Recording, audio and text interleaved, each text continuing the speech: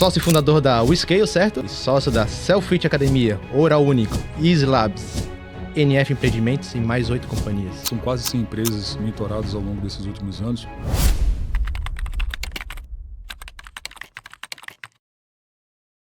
Hoje o seu cargo-chefe é você escala empresas, transforma empresas comuns em franquias. E a gente gera escala. A escala não necessariamente significa que ela precisa ser pelo canal de franquia. Franquia é um canal de crescimento, é um canal de expansão, de escala, mas ela também pode se dar por unidades próprias, ela pode também se dar por presença digital. Parece que não tinha tanta presença digital, né? Agora foi olhar o Instagram do Léo, tem 133 mil seguidores, vários vídeos e muito conteúdo, muito bons conteúdos, inclusive, né? Desenvolver empreendedores, pessoas que queiram mudar as suas vidas e permitir, através dos nossos conhecimentos, dos nossos erros, dos nossos acertos, que elas extraiam o melhor de si e dos seus negócios. Eu quero agradecer o apoio da EQI. A EQI Investimentos é muito mais do que uma casa de assessoria. Eles transformam vidas, já possuem mais de 80 mil clientes e já estão com 37 bilhões, exatamente, 37 bilhões de reais sob custódia. Então eles sabem muito bem o que fazem. Durante o podcast vai ter aqui o QR Code, então abra sua conta na EQI e venha fazer parte desse time. Seja muito bem-vindo, pessoal, em mais um episódio do Diário de um CEO. Hoje um convidado super especial. Eu vou até que ler que são tantas empresas aqui. Leonardo Pereira, sócio e fundador da WeScale, certo? E sócio da Selfit Academia, Oral Único, Easy Labs, NF Empreendimentos e mais 8 companhias. Correto? Corretíssimo. E com o nosso co-host, nosso amigo Jean, um dos melhores corretores do Brasil. É isso? Deixou. Seja muito bem-vindo, Léo. Fico muito feliz de te ter aqui. O Léo é um cara que eu conheci há 4 anos. E as poucas conversas que eu tive com ele, eu já vi que ele era um cara realmente um cara diferenciado realmente do mercado, né? Uhum. Então, o Léo é um empreendedor endeavor, o Léo é um cara muito relevante no empreendedorismo brasileiro. Até então, eu comentei com ele que ele tinha até o perfil fechado, né? E eu falei, não, mas você não tinha tanta presença digital assim, né? E hoje eu vi que ele já está com 133 mil seguidores, ó. Então, seja muito bem-vindo, Léo. Seja muito bem-vindo. O programa é o Diário de um CEO. Ele falou, me indica um CEO. Que casa certinho com o nome. Falei, é o Léo Pereira. Seja muito bem-vindo. Gente, boa tarde. Obrigado a vocês pelo convite. Obrigado, Jean. Bom estar te vendo de novo aqui. Eu acho que... Só muda um pouquinho mais próximo. Ou o microfone mais perto. Pode puxar o microfone. Você não pode bater, né? Para mim é uma honra estar aqui, falar sobre um CEO, diário de um CEO. É uma posição que, na maioria das vezes, ela traz consigo desafios que envolvem solidão, dúvidas, excesso de responsabilidade, questões que muitas vezes envolvem também saúde física, mental.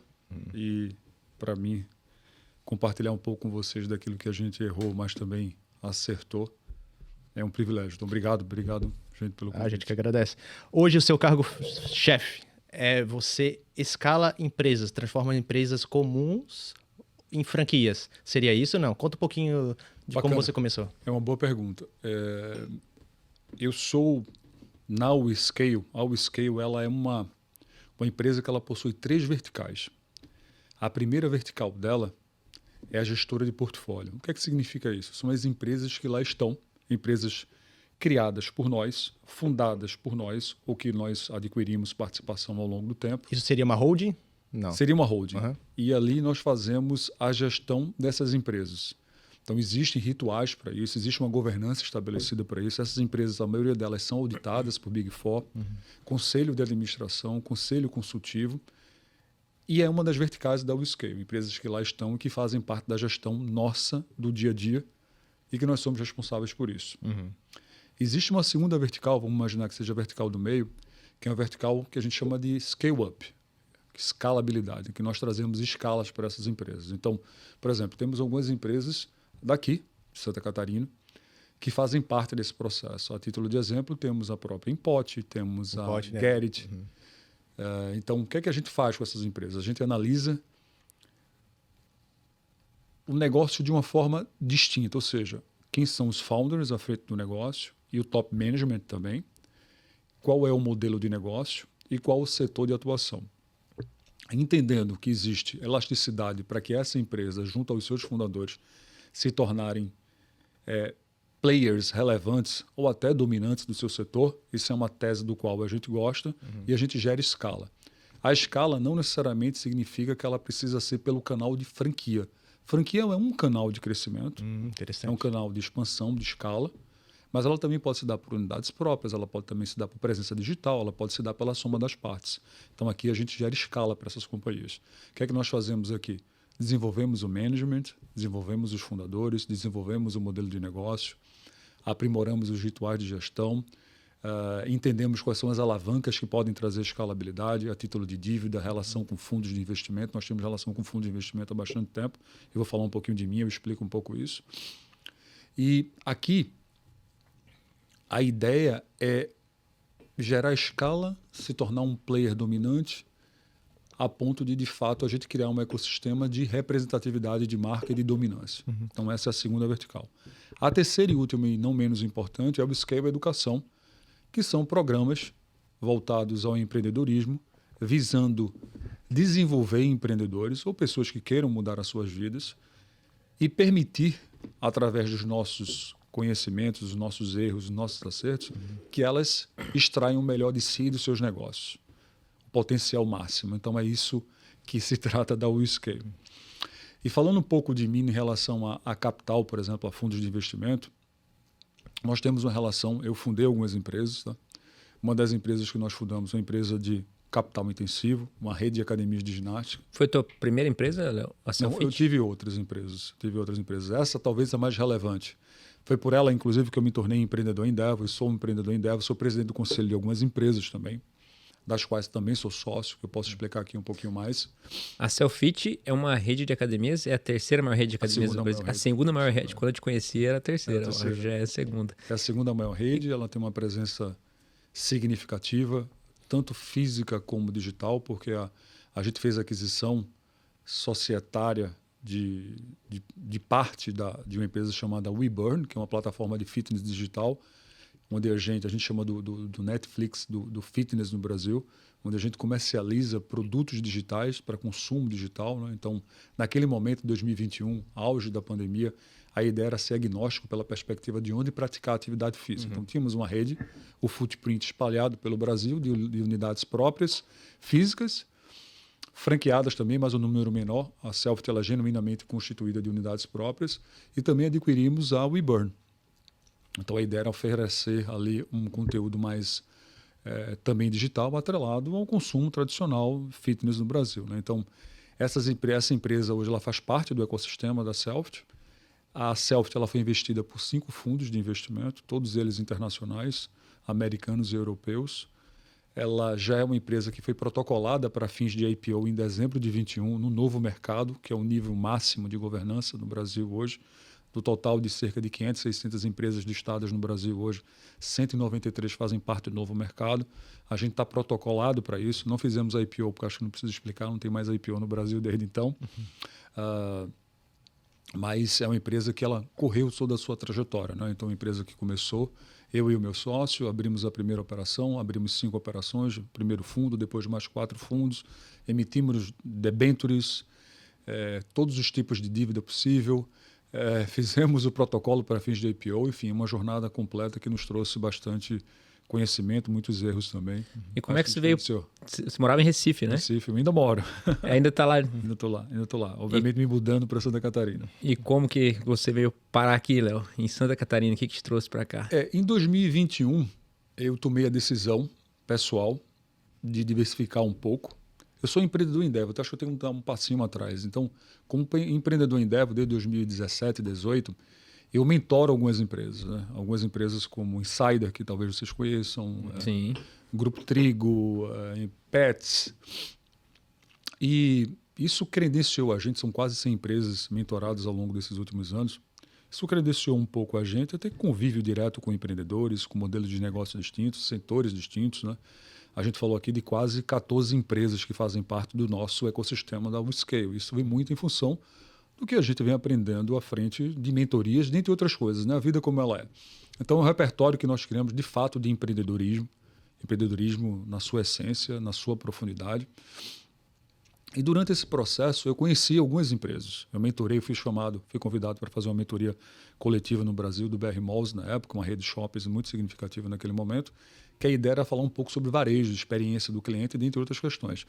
E eu conheci alguns empreendedores, dentre eles um grande empreendedor daqui, que é um amigo, sócio, Nadim, Nadim Farid.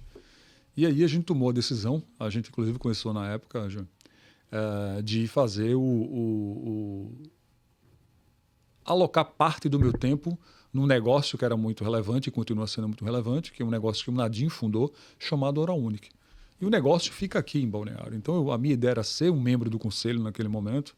Eu fui me envolvendo, conhecendo. O Nadim é extremamente sedutor, né? E aí, a minha família conheceu, especialmente minha esposa conheceu o Balneário Camboriú. Eu já conhecia há algum tempo, se apaixonou. Nós tivemos um filho mais velho, que ele acabou morando em Boston, né, fazendo um intercâmbio. A gente precisou voltar para uma cidade que tem as escolas que preparam as crianças que querem estudar fora do Brasil. Infelizmente, a gente ainda não tem essas escolas aqui. A gente acabou precisando se movimentar um pouquinho. Ele conclui agora em dezembro e a gente volta de novo para cá. Então, minha esposa reclama quase todos os dias por não estar mais aqui e eu preciso fazer esse movimento quanto antes. Mas Recife é bom também de Recife morar, é bom. né? Recife é uma cidade muito interessante. É uma cidade que, diferentemente de Balneário Camboriú, diferentemente de Santa Catarina, ela é menos pró-empreendedor, ela é menos pró-negócio. É uma cidade onde ela tem diversos encantos, né? Desde a sua beleza natural, desde a sua cultura muito forte, né? o turismo muito forte, as praias são maravilhosas. Mas, olhando pela perspectiva da segurança, da infraestrutura, de futuro, do empreendedorismo, a gente está falando de Santa Catarina, que foi o estado, inclusive, que mais teve um influxo de migrantes no Brasil, né? Mais de 350 mil. Então, ela está indo um pouco nessa linha, né? Sim. Ô Léo, algo que eu queria te perguntar, porque como eu te falei, né? Parece que não tinha tanta presença digital, né? Agora foi olhar o Instagram do Léo, tem 133 mil seguidores, vários vídeos e muito conteúdo, muito bons conteúdos, inclusive, né? E aí você comentou que o teu Instagram era fechado até recentemente, não muito tempo, né? E da escola que você veio, o intuito era ser um empreendedor low profile, né? Você falou sobre estudos. Como é que você enxerga isso hoje com essa questão da mídia digital ser muito importante, né? De muita gente vir das mídias digitais desconhecidos para se tornar conhecidos. E o teu caso que é o inverso, né? Já era uma pessoa muito conhecida e não tinha presença digital e agora, por isso também tinha essa demanda reprimida, isso contribui muito. Como é que você enxerga isso hoje? Quão importante é para o empreendedor estar nas mídias digitais e, ao mesmo tempo, que as mídias digitais não sejam algo que atrapalhe, de fato, o empreendedor chegar no seu objetivo, sabe? Que não seja algo de distração. Uma excelente pergunta. Eu te diria um ponto, Jean, que é o seguinte. Foi feita uma pesquisa recente, divulgada pela McKinsey, que atualmente 40% do tempo dos CEOs são destinados, ou seja, gastos em amenidades, distração, efetivamente. E isso, obviamente, era muito menos no passado. O que vem potencializando isso, ou seja, metade do tempo, quase metade do tempo. E o que vem potencializando isso, catalisando isso, é efetivamente as redes sociais. Eu venho de uma escola, eu sou economista, administrador, fiz mestrado em engenharia de produção, estudei fora, continuo estudando fora, concluo agora o meu curso fora do Brasil, dia 29 de agosto. Você faz pós-graduação fora? O que é? Eu fiz cursos de extensão, fiz curso no MIT, termino agora um curso de scaling, curso propriamente dito em Harvard, oferecido para os empreendedores em Harvard. É um curso onde você, de fato, precisa estudar lá, dormir. É, de fato, uma experiência, não é aquelas experiências que eu vou lá, tiro uma foto, estou sendo chamado para... Não, é de fato... Só para ter um diploma, diploma em Harvard. De fato, uma especialização. Né? Então, essa especialização dura quase 2 anos, ela será concluída agora, 29 de agosto. Mas, acho que é um ponto importante. Na própria escola, talvez as escolas mais renomadas americanas, existem estudos claros que demonstram que ser low profile existe uma chance de êxito muito maior do que o contrário em termos de condução de um negócio pela perspectiva da longevidade, né? Então, você está menos exposto, você efetivamente destina melhor o teu tempo, Se teu concentra foco, no tua que atenção. é importante. Exato. Porque a energia central que ela é produzida para fins de empreender, ela vem de uma amígdala que é ela. E que tudo aquilo que envolve outras coisas, como, por exemplo, a busca de um parceiro, coisas do gênero, é tudo produzido pelo mesmo núcleo. Então, se você, consequentemente, dissipa menos, a tua chance de acertar, ela aumenta, consequentemente, né? Então, enfim, existem vários outros estudos que demonstram isso. Entretanto, com o advento das redes sociais, com a necessidade de exposição, atrelar a marca a um rosto, dentre outras coisas, a reputação também envolvida nisso, que é um trade-off que precisa ser avaliado, se tornou mandatório, né? Então, a gente entendeu que era importante conectar os rostos das pessoas às nossas marcas, os CEOs terem as suas marcas atreladas aos seus respectivos rostos. E foi isso que nós começamos a fazer, com profissionalismo, com pautas profundas, com questões que envolvam muito mais divulgar e promover conteúdos interessantes do que amenidades. Então, sim, por exemplo, se você for observar minha rede social, ela é algo muito mais voltado a negócio, obviamente que existe na minha família, nos meus amigos, nos meus eventos, mas necessariamente é muito mais um intuito de também divulgar conteúdos que são interessantes. Você cria conteúdos que ensinam outros empreendedores, ensinam pessoas coisas na prática, ensinam coisas relevantes, e não é uma rede social de brincadeira ou de só falar, eu sou uma pessoa legal. Você está lá para realmente ajudar outros empreendedores, né? É óbvio que é uma soma também de algumas partes, né? Você precisa mostrar quem é, o que é que você faz no seu tempo livre, quem são as suas famílias, como você é como pessoa. Acho que isso é importante também, né?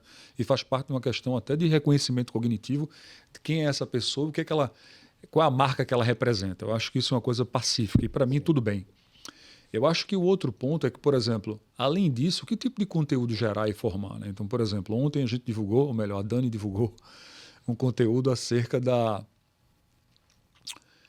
equipes de alto desempenho versus equipe em ascensão e equipe em declínio. Quais são as características centrais das duas equipes em momentos distintos? Então, temos 7 exemplos muito práticos em relação a isso. Material profundo, material que foi construído por um autor americano que mentorou e mentora grandes nomes no Brasil, como o próprio 3G, e mentorava muito fortemente o Abílio Diniz. Então, um cara que realmente conhece, um professor de Stanford, por exemplo. Então, existe um outro tema que a gente vai divulgar essa semana, que se chama People Due Diligence, ou seja, no momento que uma empresa adquire outra empresa, dificilmente a empresa que ela está fazendo o processo de aquisição, ela se preocupa com o turnover da empresa adquirida, das pessoas, né, do headcount, do people, das pessoas que estão lá. E existem estudos diversos que demonstram que quando de fato você compra uma outra companhia, essa companhia menor, ela tem as suas taxas de turnover nos próximos 6 meses, um ano, altíssima, às vezes até um pouco mais. Por quê? Porque muitas vezes não olharam para isso como deveriam no que diz respeito às diferenças... Sim. As diferentes características culturais que as empresas estão inseridas, né? Dentre outras coisas, né? Então, enfim, isso é um tema importante. Eu acho que é um tema profundo que as pessoas absolutamente não veem. Então, está lá. A gente está gerando esse conteúdo, produzindo esse conteúdo no intuito de fato ser informativo e gerar conteúdo de qualidade. Porque, gente, está difícil hoje consumir produtos digitais, né, de forma geral, né? As pessoas falam o que querem, como querem, não existe qualquer tipo de responsabilização. As pessoas, ao mesmo tempo, gostam de consumir cada vez mais produtos não profundos e instantâneos, o que dificulta o desenvolvimento intelectual, humano, cerebral, né? A necessidade de concentração, de leitura, de visão, de ouvir alguma coisa e se concentrar, exercitar sobre o que você está aprendendo é o que desenvolve o nosso cérebro, né? As pessoas não querem mais fazer isso. Principalmente os mais jovens. Então é muito difícil hoje você ter conversas profundas com as pessoas. Os conteúdos rápidos, no geral, eu vejo que é um câncer para a nossa mente. Porque eu percebo isso, eu como criador de conteúdo, eu percebo que cada vez está mais difícil de eu me concentrar, eu tenho claro isso na minha cabeça, em concentrar em coisas, em temas profundos e aprender coisas que demoram tempo. Eu senti isso, né? Eu tenho clareza que eu estou com dificuldade de aprender coisas que antes, para mim, era mais tranquilo. Se concentrar em algo que leva mais tempo, né? Por exemplo, uma aula, ouvir uma palestra, ouvir um podcast, às vezes, com muita informação, conteúdo denso, né? É difícil. Acho que a gente ficou viciado nessa questão dos conteúdos curtos, né? Inclusive, eu estava conversando com um pastor que ele é doutor em teologia e ele tem uma escola de teologia. E ele falou que as pessoas hoje querem ser teólogas de cortes do Instagram e do TikTok. Então elas querem aprender as coisas num corte de 30 segundos, de 45 segundos, de 1 minuto, sobre assuntos que elas nunca ouviram falar, que elas não têm domínio nenhum e acaba querendo discutir e trazer isso pra gente, né? Então a gente tem essa dificuldade de aprofundar, eu acho, hoje. Eu acho que a grande dificuldade hoje é aprofundar. E a minha principal dor, eu acho, com as redes sociais é exatamente isso. Você acabar não focando no que tem que fazer, no que tem que ser feito, para uma amenidade ou algum conteúdo que você tem que postar na rede social para que outras pessoas vejam aquilo. Então, eu sinto que é uma distração grande. Se você pegar o tempo que a gente fica no celular ali, hoje te assusta, né? É aquela coisa de... Ficou muito comum falar de parecer ser até ser. Mas empresas como a sua, empresas reais, elas são para depois aparecer. Então virou muito comum na mente das pessoas mais novas e tal, pareça ser até ser. Exato. Isso virou um outro câncer da nossa humanidade. Existe uma autora de um livro muito conhecido aqui no Brasil, eu não vou citar o nome, tá? Mas ela me falou, a gente estava batendo um papo, e ela me falou o seguinte: Léo, não vence mais o melhor. Não. Vence o mais conhecido, que se comunica melhor. Então, queiramos ou não queiramos, conteúdos profundos ou superficiais é o mais conhecido, é o que captura mais tempo. Qual o market share mais relevante hoje do mundo? É o da tela É da atenção. dos telefones. É aqui. Cada tempo aqui, ele é o mais importante do mundo hoje. O consumo se dá por aqui, cada vez mais e mais imagem. Olha as plataformas hoje, para onde elas estão indo, né, em relação a comercializarem produtos também. Os live commerce estão ganhando já estão ganhando já há algum tempo, né, de agora, uma força exponencial. Então, é difícil você se movimentar nesse sentido. Ao mesmo tempo, você imagina o que são as crianças, nossos filhos, por exemplo, passarem 4, 5, 6, 8 horas, às vezes no caso da minha filha, por exemplo, que estuda numa escola integral, bilíngue de verdade, de inglês, ela estuda biologia em inglês, etc. Concentrada na frente de uma sala com uma professora ali falando, mostrando, gente, o mundo não dá mais para fazer isso. Como é que você captura a atenção de uma criança por longas e longas horas, sem remodular as coisas, sem repensar? Acho que a gente vive um desafio enorme, tá? Eu acredito piamente que em algum momento, não sou a favor de regulação, tá? Sou empreendedor, livre mercado, liberdade econômica, direito à propriedade, tudo isso são fundamentos que eu acredito absolutamente. Mas em algum momento, sobretudo para as crianças, a gente vai precisar regular as plataformas sociais, porque existe um entendimento distinto. Existem estudos que demonstram que as pessoas que utilizam os browsers da vida para fazerem pesquisas, de fato são pessoas que têm um desempenho escolar, acadêmico, e até na vida, muito superior do que as pessoas que efetivamente gastam mais seu tempo em redes sociais. Então, as redes sociais talvez seja uma questão que precisa ser observada e regulada. Talvez como cigarro, como álcool, limitar a idade, como está acontecendo na França, aconteceu há 2 meses. Né? Você limitou agora a utilização de redes sociais para pessoas até uma determinada idade. Por quê? Porque o dano colateral é muito grande disso. Então, em algum momento, eu acredito que isso vai acontecer. Agora, é ruim, porque esse é o lado ruim das redes sociais. Tem um lado muito bom da conexão social, da informação de qualidade, mas, infelizmente, a curadoria disso tem sido falha. Então, tem que se encontrar mecanismos para ajustar isso. E eu acho que essa geração atual está sofrendo bastante com isso, sobretudo com ansiedade, entre outras coisas. Ansiedade também. E o que você diria para o empreendedor que ele precisa estar nas redes sociais e precisa colocar o rosto dele à frente da marca, mas que ele não use as redes sociais para se comparar, certo? Porque imagina um cara que ele está no começo ou está na metade da carreira e ele está sempre ali se comparando com grandes nomes do mercado, vamos dizer, empreendedores, Thales Gomes, Flávio Augusto, o Jojota, esses grandes nomes das redes sociais, do empreendedorismo brasileiro. Não vamos dizer do empreendedorismo brasileiro, né? Que tem muita gente que a gente não conhece. Sim. Mas eu digo dos que estão expostos aí publicamente, como que ele foca só no que ele tem que fazer? Qual é o conselho entre rede social e não se comparar? E não estar sempre se comparando com os outros, porque tu empreende há quanto tempo? Mais de 20 anos. Há mais de 20 anos. O cara que está com 2 anos, e às vezes ele olha para tua rede social, olha para ali e fala, pô, eu não sou tão bom ainda igual o Léo.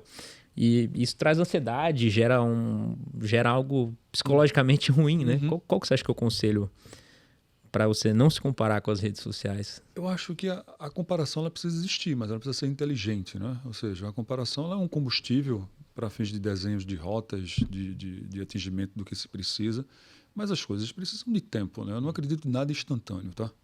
Nada do que nós fizemos, das empresas que nós construímos, do êxito que nós tivemos na vida até aqui, são mais de 10 mil colaboradores, a gente colecionou de forma instantânea, bem pelo contrário, foi muito trabalho, foi muito árduo, foi com muito afinco. Talvez essa questão de encurtar caminhos é o que está trazendo esse nível de frustração, eu diria. Mas olhar para o lado e, consequentemente, canalizar em ti, mas entendendo que as coisas levam tempo para tal, eu acho que talvez seria um caminho. Parece ser um pouco trivial isso que eu estou falando, mas os jovens hoje eles passam muito por uma situação como essa, né? É tudo muito instantâneo, tá? Estou nessa posição, mas eu já quero aquela, eu não estou bem, eu quero agora as mini férias ou as mini aposentadorias, né? Como o tema hoje tem sido muito discutido, tudo bem. Mas precisa existir uma relação, uma correlação muito direta entre aquilo que você está disposto a título de alocar tempo e energia versus seus benefícios, sejam eles monetários ou não monetários, né? Então, talvez esse desequilíbrio sustente um pouco essa tua tese, que eu concordo com ela, tá? Olhar para o lado, se olhar para um Mark Zuckerberg, por exemplo, com o que ele fez com a idade que ele tem, é uma coisa absurda, né? Você olhar para... Estava conversando agora no almoço sobre Bill Gates, por exemplo. Existe uma nota americana para fins de grade, para fins de acesso às melhores faculdades nos Estados Unidos, que é o SAT, é como se fosse o nosso Enem no Brasil. Essa nota ela tem um limite, né? O Bill Gates ele ficou a 0,1 do limite máximo. É um cara genial. Mas se comparar com esse cara é difícil, né? É meio frustrante. Mas quando você se compara você com você mesmo, busca ser melhor a cada dia, você contra você, eu acho que é uma jornada bem gostosa de se construir. Um exemplo, o podcast original se chama Diary of CEO. Você provavelmente já deve ter visto, né? Sim. E até o cara, rapaz, tem um livro, foi dele que eu me inspirei. Que legal. Hoje ele está com 11 milhões de inscritos. Eu não cheguei a 1.000 ainda, mas eu sei que é um processo. Sim. E realmente eu não estou visando lucro, não estou visando. Realmente são papos como esse que ensinam o empreendedor. E eu sei que se fizer um bom trabalho, com constância, durante os anos vai crescer. Não tem Eu como. gostei muito da ideia, parabéns. Obrigado. Quando a gente fala sobre o diário de um CEO, o CEO, por natureza ou por definição, ele ocupa uma posição mais solitária. Sim.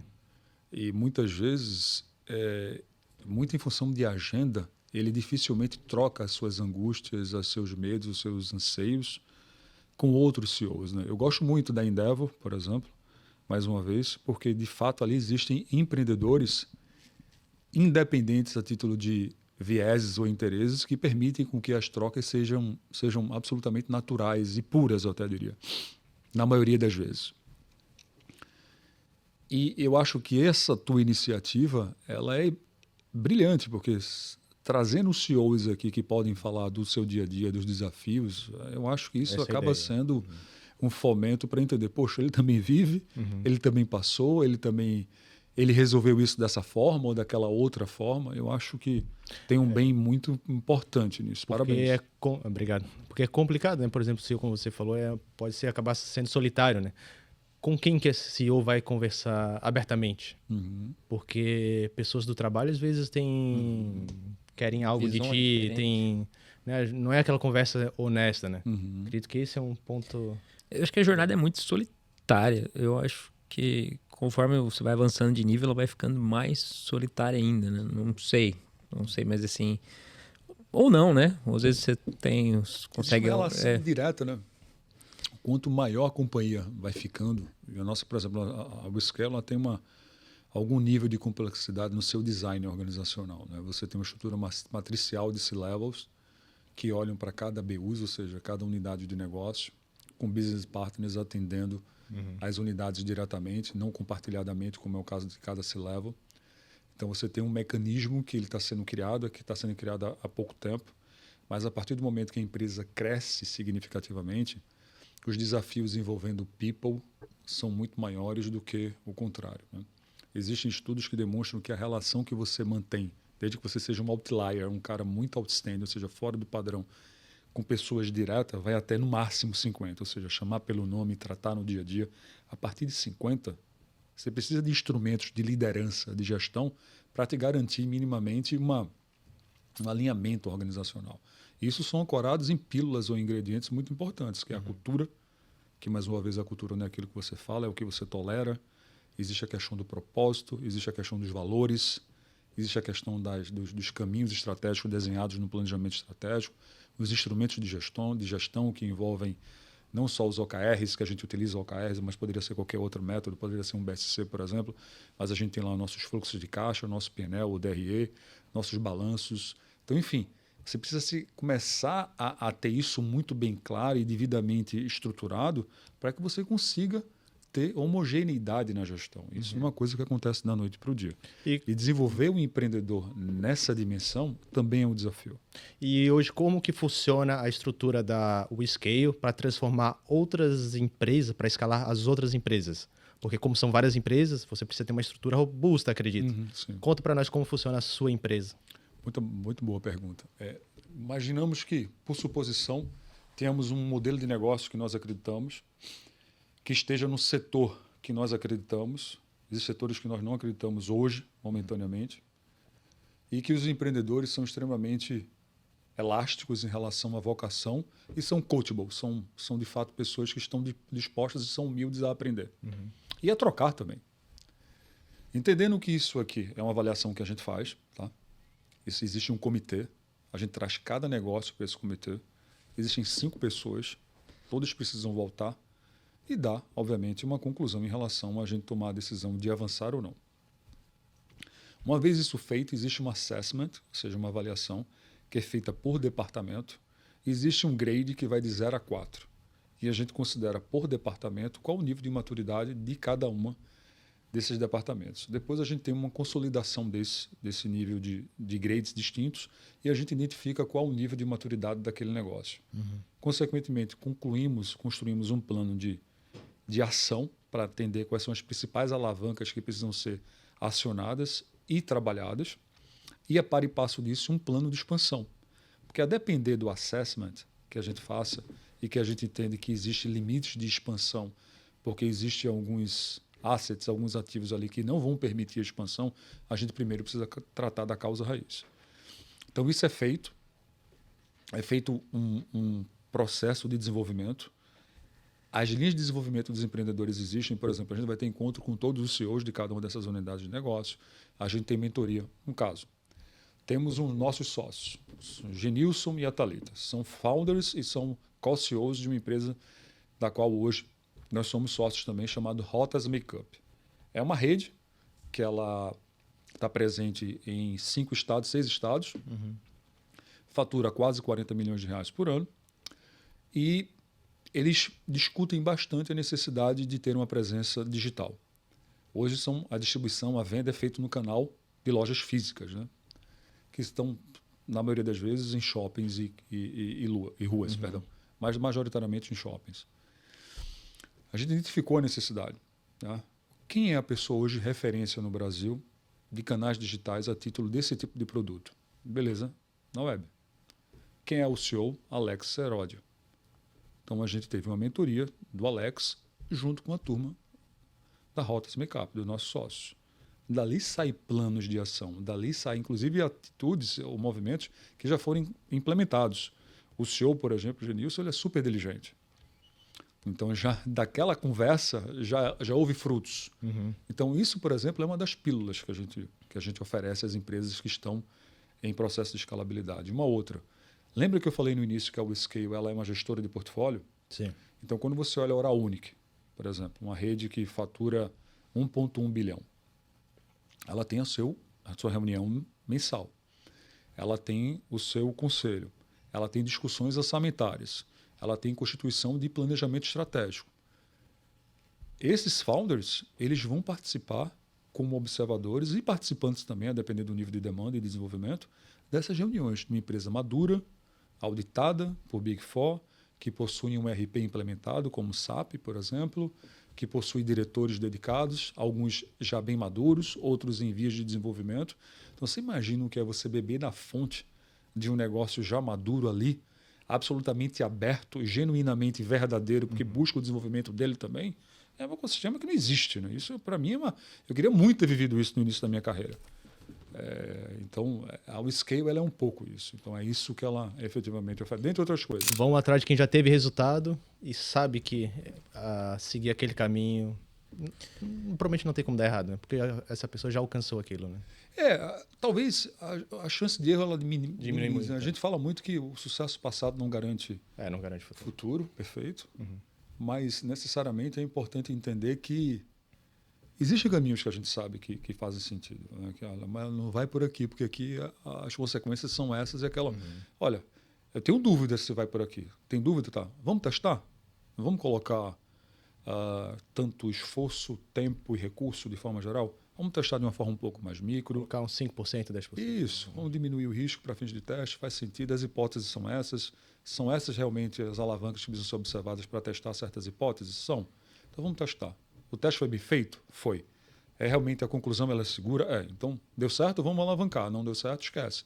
Vamos partir para um outro teste de hipótese. Esse cenário hoje de juros, de Selic a 15% ao ano, esse cenário político muda a análise quando vocês vão adquirir uma empresa? Vocês seguem buscando empresas para o portfólio? Seguimos Não? buscando. E qual o setor hoje que vocês... Hoje temos alguns setores que são mais desejados e alguns outros um pouco menos, né? Mas a gente entende que isso tudo é transitório.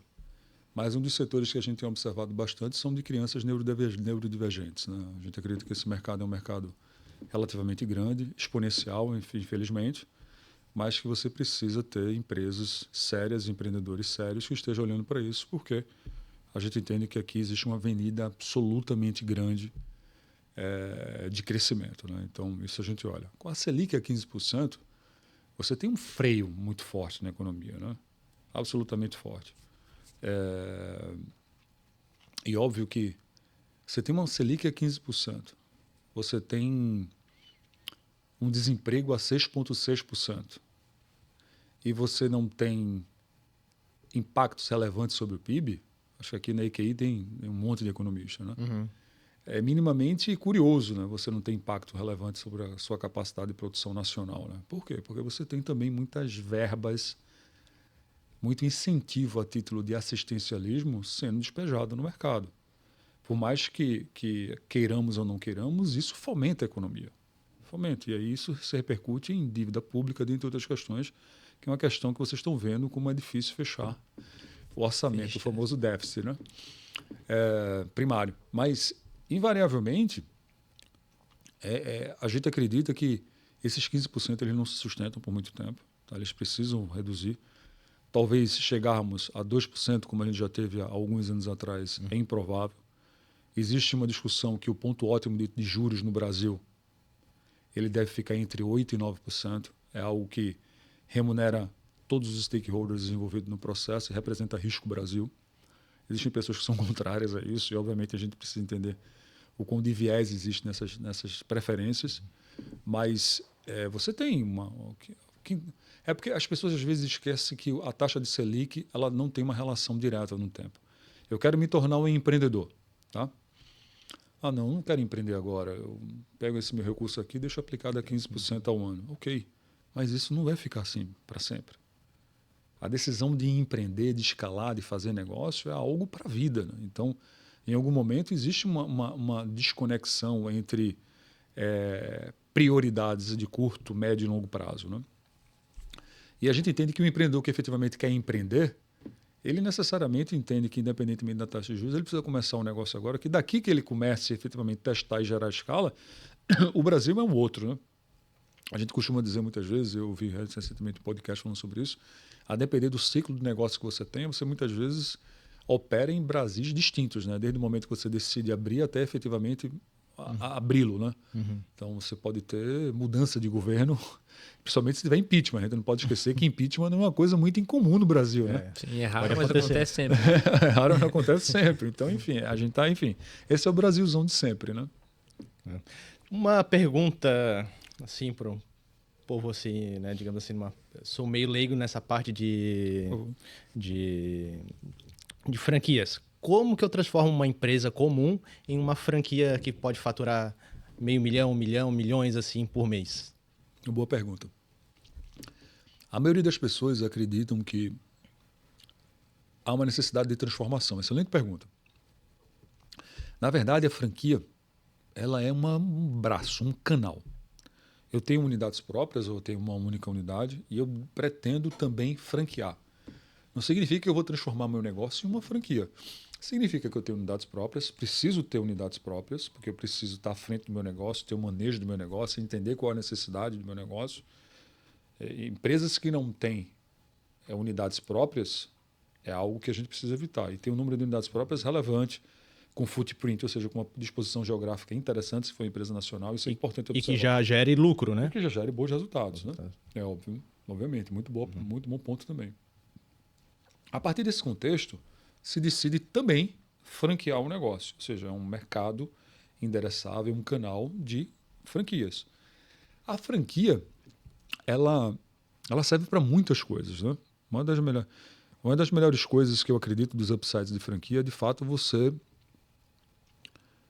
criar representatividade de marca, né? Então, você tem uma relação com um franqueado, uma pessoa da qual você confia e é confiado, que você acredita que o modelo de negócio ele é devidamente validado e que você não vai crescer com unidades próprias em determinada região porque você não tem capital suficiente para isso, ou tua curva de geração de caixa não é suficiente para abrir unidades próprias da forma como você pretende, porque imaginando que no planejamento estratégico você tomou a decisão de ser um first mover, de ser um dominante de uma determinada região, porque dominar o mercado tem seus upsides, né, suas vantagens, sobretudo pela perspectiva da longevidade. Mas eu quero franquear para determinada região, quero franquear porque eu quero ter um número de unidades um pouco maior, quero franquear porque eu quero ter uma presença de marca mais relevante e, consequentemente, ser mais forte pela perspectiva de recall, de brand awareness, né, de ser reconhecido pela perspectiva realmente da marca.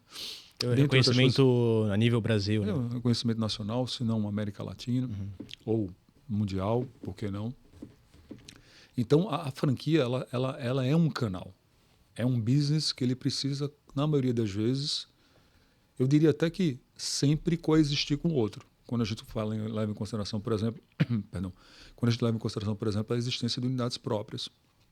Então, eu gosto muito do mercado de franquias. Eu acho que a gente precisa observar quem são os franqueados e os franqueadores à frente de cada um desses negócios, especialmente se houver uma preocupação genuína da centricidade pela dimensão do franqueado no que diz respeito à sua satisfação e lucratividade, isso ser percebido no dia a dia, na gestão, nos resultados, eu acho que é algo que credencia bastante. Eu acho que isso é uma tarefa bem complicada, por exemplo. Digamos assim, eu tenho 3 restaurantes de sushi ou vendo algum produto e eu estou focado na operação. É muito difícil para mim começar a estudar sobre franquias, como transformar meu negócio numa franquia. A sua opinião, é melhor eu procurar uma empresa como a sua, o Scale, para me ajudar a transformar isso numa franquia? Ou qual que é a sua recomendação, como você vê? A franquia, o franchise, ele é um canal e, como tal, ele é muito distinto do que você tem como unidades próprias, né? Sim. Existe uma necessidade de desenvolver instrumentos jurídicos, legais, né? Para fins de ancorar a lei do franchise, sobretudo. Existe a necessidade de canais de atendimento, de servir distintamente. Existe a necessidade de desenvolver um relacionamento muito próximo. Existe uma série de adaptações. Precisa de uma estrutura bem robusta, né? Principalmente quando o franchise, quando as franquias começam a ganhar atração e volume, né? E a Scale tem todo esse pessoal para fazer isso, certo? A Scale ela permite isso, ela gera esse tipo, porque existem várias franqueadoras dentro do próprio ecossistema da Scale. Temos algumas marcas relevantes, e algumas delas, inclusive, dominantes, né? Ou seja, são os maiores players do Brasil, ou estão entre os 3 maiores. Então, isso credencia a gente para isso. O que é importante entender? É importante entender a sua franqueabilidade. Existem questões que precisam ser observadas antes de você decidir franquear o teu negócio. E, sobretudo, principalmente quando você olha a taxa de velocidade do seu crescimento esperado, que pode ser menor ou maior, mas imaginando que seja maior, o que é importante observar? Por exemplo, fugir de mercados ultra-regulados. Mercados que exigem necessidades de diversos tipos de alvarás de funcionamento, etc. Isso do ramo da comida seria um, não? Não, o ramo da comida não seria um, mas, por exemplo, hospitais sim. Hospitais. Ah, tá. Hospital não seria um ramo ideal para um empreendedor que Para franquear com nível menor de esforço, não. Requer um pouco mais Precisa de uma série de licenças, de alvarás. Você leva 4, 5, 10 anos para conseguir abrir um hospital. Você precisa prestar muita conta. O nível de accountability a título de órgãos fiscalizadores independentes entre si, né? Na miscelânea e no pântano brasileiro fiscalizatório, é enorme. Então, mercado regulado é algo que a gente precisa observar. Quando a gente olha também mercados, negócios que são muito intensivos em mão de obra. A mão de obra é muito em função de tudo aquilo que a gente está falando. Isso é algo que também limita a tua franqueabilidade, mas não impede. E o outro, business que são de capital intensivo, né? Intensivos em capitais, né? Que requerem muito investimento. Então, eu diria que existem formas de você escolher negócios que seja pela perspectiva de unidades próprias mais franquia, que podem ser de mais sucesso, a depender da sua natureza, né, da sua constituição. E em quais nichos você vê que é mais fácil escalar? Tanto das outras formas, como você falou, como na parte da franquia. Eu gosto do nível de serviços, de forma geral, apesar de existir questões relacionadas ao LTV, né, o tempo de permanência. Serviços geralmente são menores do que produtos, mas eu gosto de serviços em relação à sua implantação, o treinamento, a capacidade de você multiplicar é bem interessante, observando, obviamente, aquelas questões, né, que envolvem capital, mão de obra e regulação. Acredito que a educação talvez é um bom nicho. Né? Gosto. Eu acho que teve uma crescente enorme de faculdades online nesse... Não sei se isso se encaixaria. Se encaixaria, principalmente com esse movimento agora que boas partes das novas formações, não sei se vocês viram, foram proibidos o EAD, né? Então você hoje tem a própria medicina, odontologia, você tem cursos diversos que hoje não podem ser mais à distância, né? Precisam voltar a serem presenciais, né? Aí parecia a gente via numa crescente de novas universidades e tal, sem freio, parece que todo dia tinha uma nova faculdade no mercado, né? Ô Léo, e quando uma franquia cresce muito, certo? Vamos pegar a odontologia aí, as verticais aí, Moral Unique, Moral Sim, acho que não sei se tem alguma outra, talvez o Odonto Company. A Oral Unique é nível Brasil. Sim. Nível Brasil. Como que você mantém a gestão em nível de proximidade com o franqueado, de parecer que eu vejo hoje, que quando a gente fala de franquia, algumas pessoas já tiveram várias franquias, elas relatam que parece que elas têm, e de fato elas têm, né? Mas que elas estão em uma empresa e a franqueadora está em outra, em que elas são muito distantes entre si, cada uma com seus próprios interesses, obviamente, mas que aquela determinada unidade é só mais uma unidade e não muda absolutamente nada dentro da rede. Como você aproxima? Principalmente em empresas que são vendidas. Porque quando você vai comprar alguma coisa, pelo menos eu penso assim, o Léo está me vendendo uma franquia de academias. Eu vou comprar do Léo, embora ela tenha qualquer nome, chama Léo Fit. Nem problema, Léo Fit. Eu quero comprar a ideia dele, o plano de negócio dele. Ele pode ser o garoto propaganda. O brilho, eu vou comprar o brilho do founder. Pô, cara, monta esse negócio, porque é assim. Pô, isso dá certo, então eu vou. E eu vejo hoje o mercado de franquias, puxa para um cenário macroeconômico, que isso tem se perdido, que eu não sei como é que está o franchising hoje no geral. Primeira pergunta é como você mantém a proximidade com o franqueado. E a segunda é como está o mercado hoje de franchising em geral? Ele segue na mesma exponencialidade de alguns anos atrás? E a terceira, complementando, como que eu mantenho essa franquia lucrável, se diz? Lucrativo, isso. No longo prazo, né? Boa. São 3, para a gente fechar. Eu vou ter que cortar um pouquinho a resposta, tá? Em algumas partes. A primeira parte é que a pandemia ela foi um advento acelerador para boa parte das franquias brasileiras. Tá? E existe, inclusive, uma lei acadêmica que foi, inclusive, do David Parker, da HP, que ele fala muito sobre se a sua curva de escala, de crescimento, ela é menor ou maior do que a tua curva de desenvolvimento do teu capital humano, você tem um problema pela frente. Então, quando a gente olha o franchising brasileiro nos anos de pandemia, o que houve foi uma aceleração absurda das vendas de franquia no Brasil, tá? Muito forte, e que o capital intelectual, o capital humano à frente dos negócios não se desenvolveram na mesma velocidade. Tá? Então, a lei ela se aplica absolutamente. E o mercado ele é cíclico e ele precisa dos seus pontos de inflexão a título de ajustes. O que a gente tem em alguns casos, não são todos, tá? É que existem muitas franquias que cresceram e que hoje, ou há algum tempo, estão fazendo seus deveres de casa. E parte do mercado tem essa percepção da falta da lucratividade.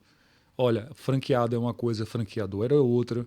Porque as pessoas que estão lá à frente, partindo do pressuposto que a franqueadora ela precisa desenvolver o franqueado para que ele se torne, ou para que ele seja um franqueado absolutamente adequado ao que se acredita pela perspectiva do negócio, independentemente, que é uma responsabilidade muito relevante do franqueador.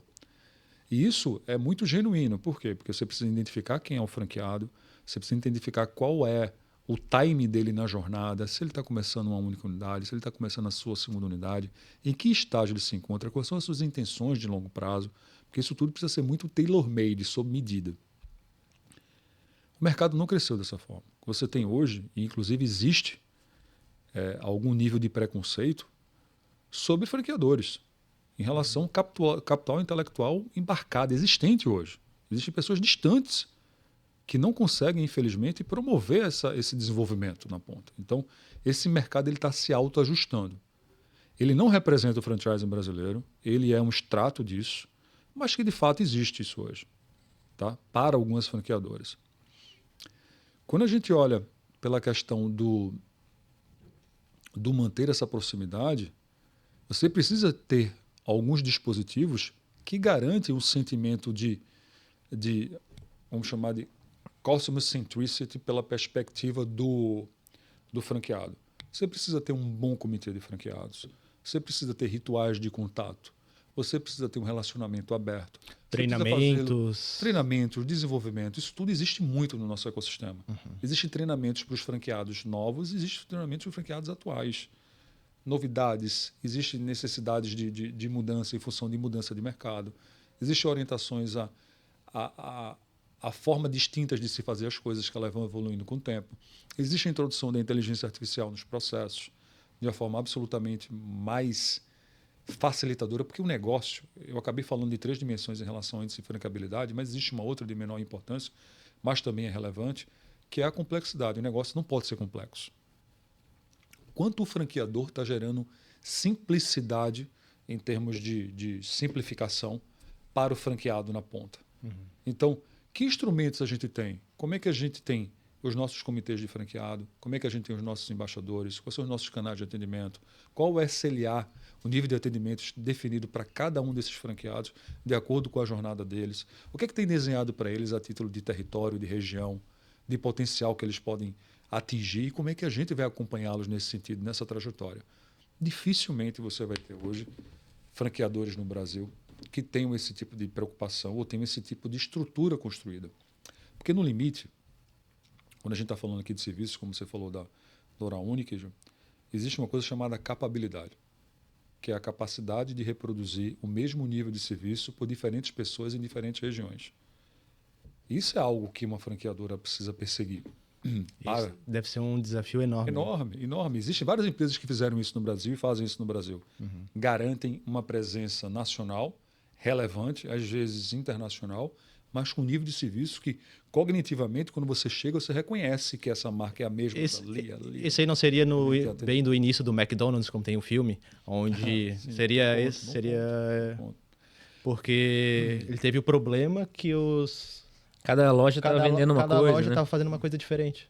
Nessa ideia, mais ou menos. É um dos componentes, né? Então, você garantir isso, obviamente que a gente está falando pela perspectiva do processo, e que talvez a McDonald's seja o maior exemplo do mundo hoje, né? A título de processo, gestão de fila, dentre outras coisas.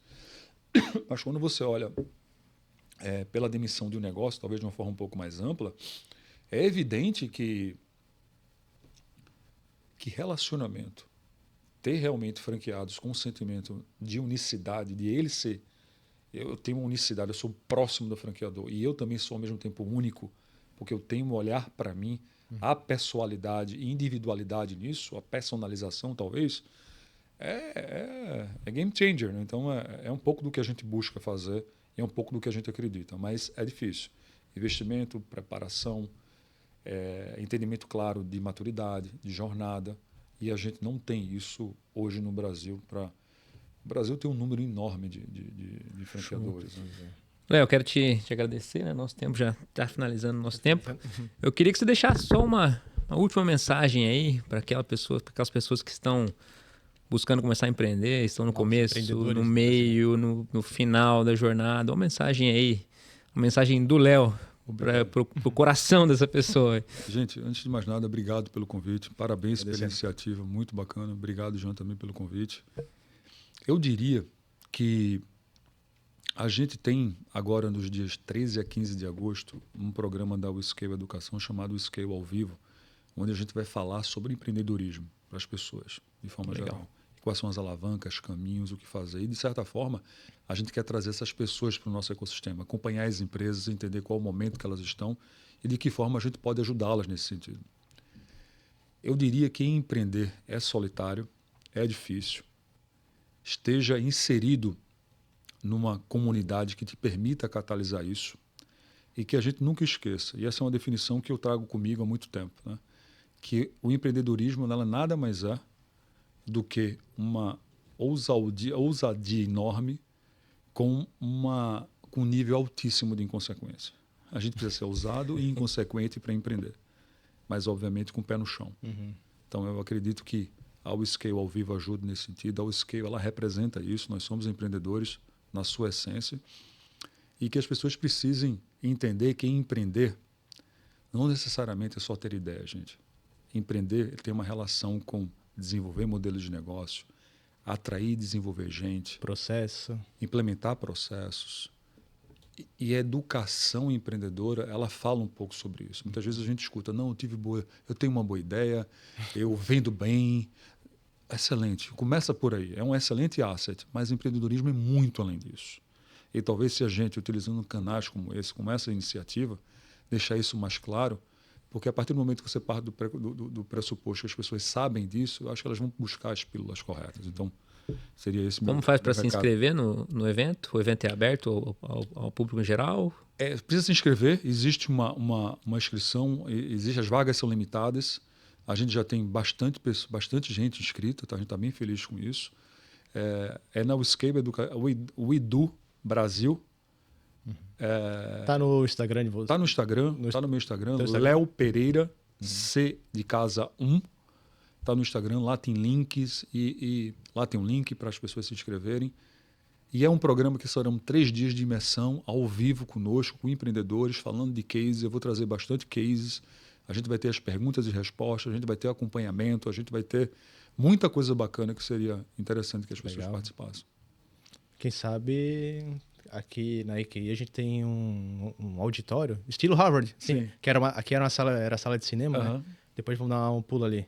E é um excelente local para fazer esse tipo de evento, hein? Legal. Para empreendedores. A gente vai fazer na WeScale, na própria sede da WeScale. A gente tem um edifício aqui. Vocês lá tem tem um auditório bacana. Um auditório super bacana também, mas super agradeço. Talvez não seja tão bonito quanto o seu, mas também está à disposição. E é isso. Então é isso. Obrigado, pessoal. Se inscreve no canal, né? Deixa o like, comenta aí. Manda para aquele seu amigo empreendedor. E até a próxima. Obrigado, gente. Obrigado.